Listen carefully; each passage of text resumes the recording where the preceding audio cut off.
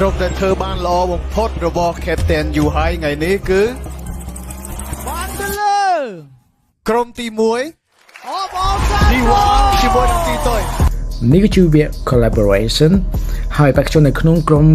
Captain Yu Hai នឹងធ្វើការសម្ដែងដើម្បីឲ្យចែកមើលហើយបន្ទាប់មកចែកនឹងធ្វើការ select ថាតើក្រុមមួយណានឹងឡើងទៅកាន់ the next level ហើយនេះគឺជាបេក្ខជន4នាក់ដែលនឹងធ្វើការច្រៀងអមជាមួយនឹងចាប៉ីដើម្បីឲ្យចែកធ្វើការ select ថាតាមអ្នកណានឹងឡើងទៅកាន់ the next level បេក្ខជនទី1គឺ Lil Casey Let's go Hey hey check hey hey hey hey hey hey hey hey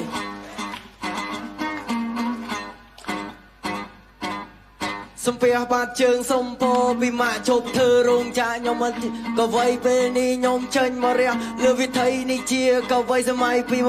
25 Hey សម័យពី25 Hey សម័យពី25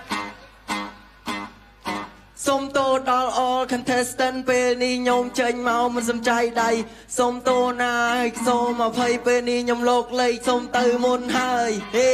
ខ្ញុំសុំទៅមុនហើយហេខ្ញុំសុំទៅមុនហើយហេអេអេអេយេយេបេក្ខជនទី2គឺ Thriller ចេញមកពីវគ្គ1មកដល់វគ្គ2ពេលនេះ busy ឡើងមក rap ចបៃខ្ញុំបាទ rapper មិនទាន់ល្បី rapper ចេញថ្មី2025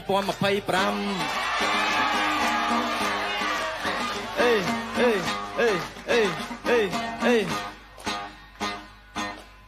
ហើយគេសួរថាណា Thriller can be you teacher បើសិនចង់ចេះ rap ក្មេងនេះចូលក្រុងមិនបាច់ check map ព្រោះធ្លាប់រត់ app delivery ហ្នឹងណាបេក្ខជនទី3គឺ Kongsi ឈរក្រង spotlight ឈ្មោះខ្ញុំមានរស្មីលេងពីឲ្យចង់ជួនសំសួនមានន័យសិល្បៈ hip hop លាយភ្លេងចាប៉ីហើយនេះក្មេងសម័យថ្មីដែលស្រឡាញ់តន្ត្រី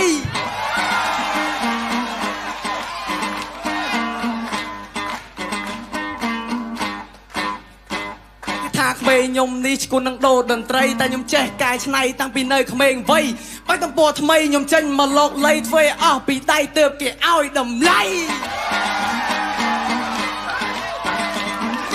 ហើយបេក្ខជនចុងក្រោយទី4គឺប៉ៅ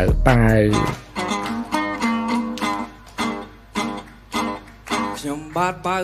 អើយសូមគោរពមេត្តាហើយយាយយូវែវៃក្បាលទល់មេឃគេជើងជន់ដីក្រោកឡើងភ្ញាក់ព្រឹកខ្លាចជាលៀងចបៃ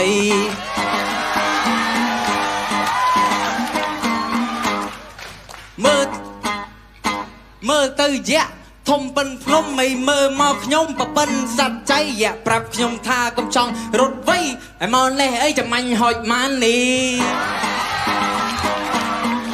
បន្ទាប់ពីការសម្ដែងហើយច្រៀងជាមួយនឹងចាប៉ីមកយើងឃើញថា Thriller ក៏ដូចជា